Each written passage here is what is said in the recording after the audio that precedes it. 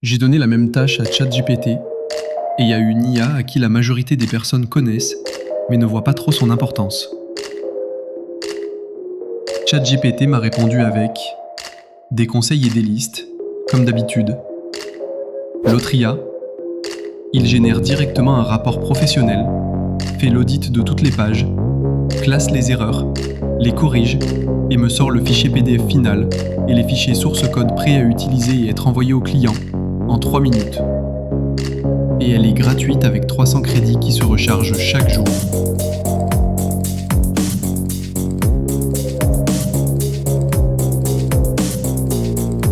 Aujourd'hui, je vais vous montrer la nouvelle mise à jour de Manus, Manus 1.5. Manus, qui proposait une version gratuite au départ, était devenu payant, repropose maintenant une version gratuite.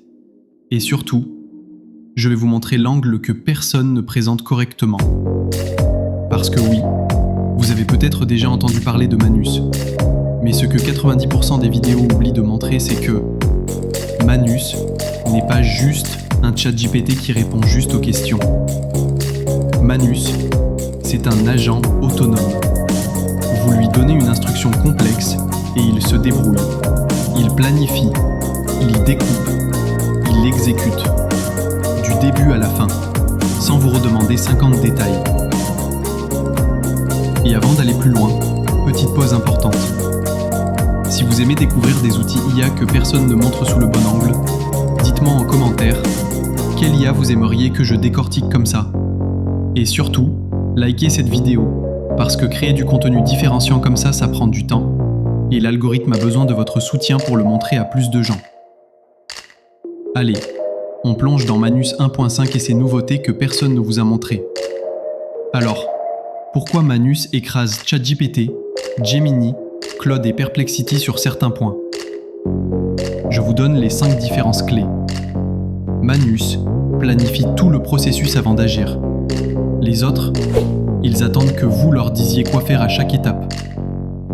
Exemple simple, vous demandez « Crée-moi un site de gestion de tâches avec authentification et notification ». Regardez un peu la réponse de GPT. Juste un seul fichier code source.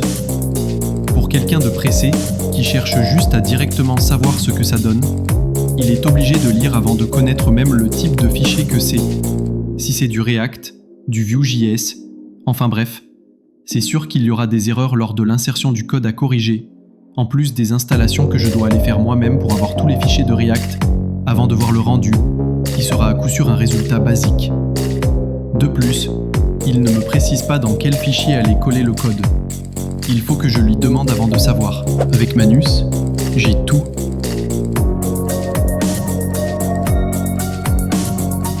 L'aperçu du visuel, regardez-moi ça.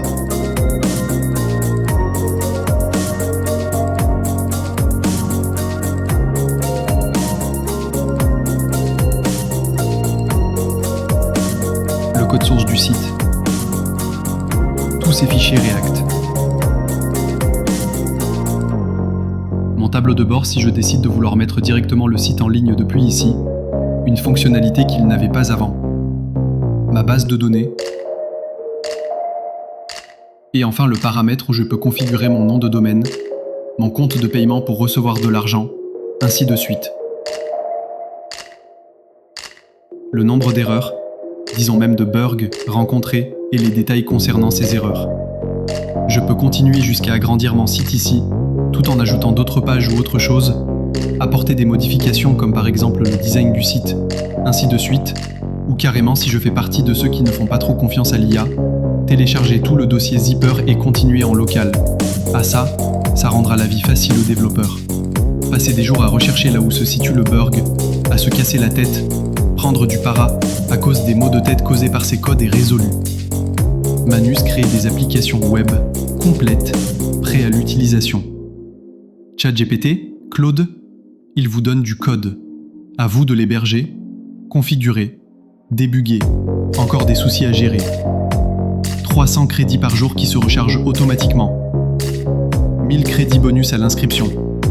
Le double des crédits par jour via son application mobile. ChatGPT gratuit, limité à GPT 3.5 ou quota ridicule sur GPT 4o. Gemini, gratuit gratuit mais pas d'agent autonome. Claude, payant dès que ça devient sérieux et limité. Manus a une bibliothèque partagée et des sessions collaboratives. Vous pouvez bosser en équipe directement dans une session de l'IA. Ça facilite le progrès de vos recherches de groupe et faire gagner de temps pour mettre les autres au même niveau que vous et continuer vos recherches. Les autres, zéro collaboration native.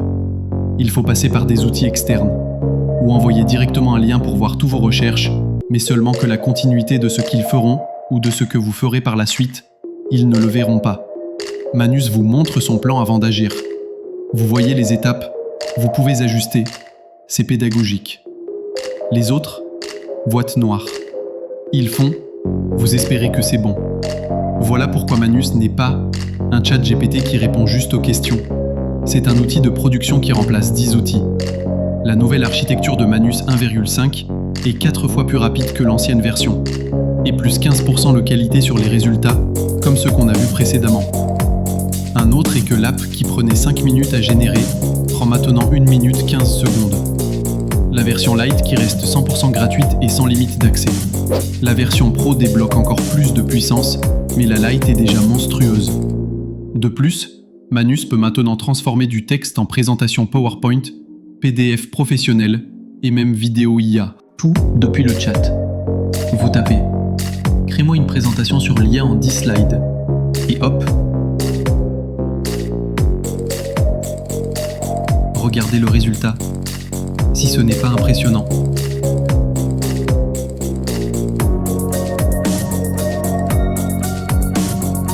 Je peux aussi apporter quelques modifications. Manus garde maintenant la cohérence sur des projets très longs. Vous pouvez travailler sur une recherche ou application complexe pendant des heures sans qu'il oublie ce qu'il faisait.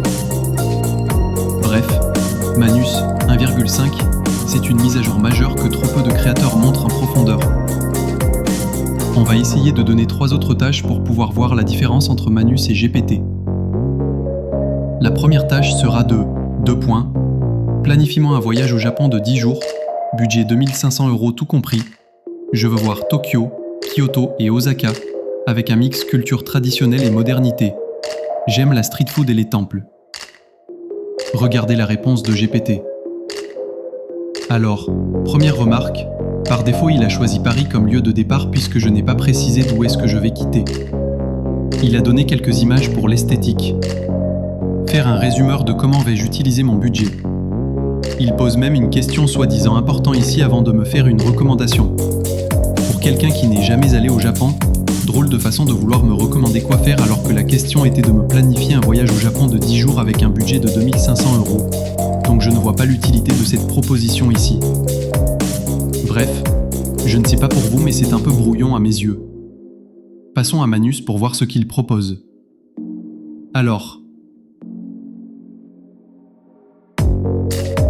tout d'abord, côté esthétique, on dirait vraiment un plan qui donne envie de tout lire. On sent que tout est clair avant de commencer à vouloir lire. On a l'objectif, la planification du budget, l'itinéraire, le plan détaillé de chaque jour et quelques conseils pour bien passer mon voyage. Ici m'aide même à comprendre le pourquoi GPT faisait sa proposition. Parce qu'il ne sait pas d'où je vais quitter, il fait une estimation optimale du prix. Vous voyez la différence ? Il a tout décidé de manière intelligente et tout structuré. La deuxième tâche sera de 2 points. Crée-moi une campagne complète de lancement pour mon app de fitness. Je veux landing page, 5 posts pour LinkedIn et un email de lancement. Ton, motivant mais pas agressif. Public cible, 25 à 40 ans, urbain. Voilà ce que GPT m'a donné. Pas mal. À moi d'aller travailler du côté design de la page. Maintenant au tour de Manus.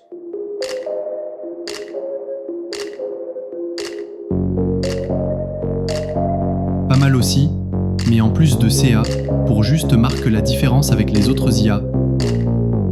Il me donne le visuel de la page pour voir ce que ça donne.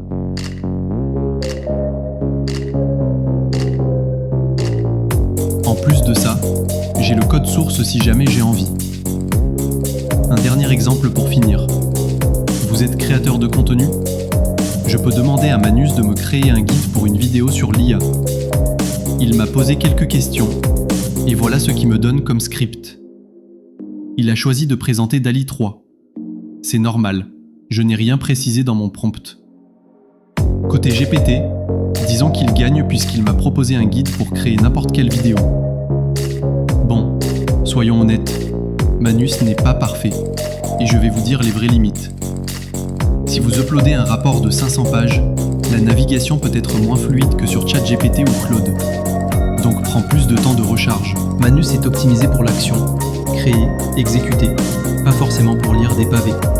Si votre prompt est trop vague, l'agent peut partir dans une direction inattendue, un peu comme tout à l'heure.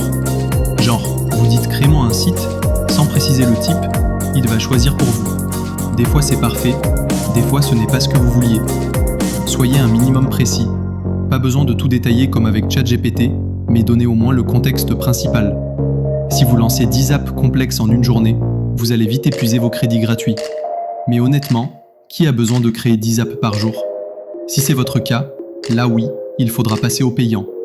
Pour des besoins ultra spécifiques d'entreprise, la version gratuite sera limitée.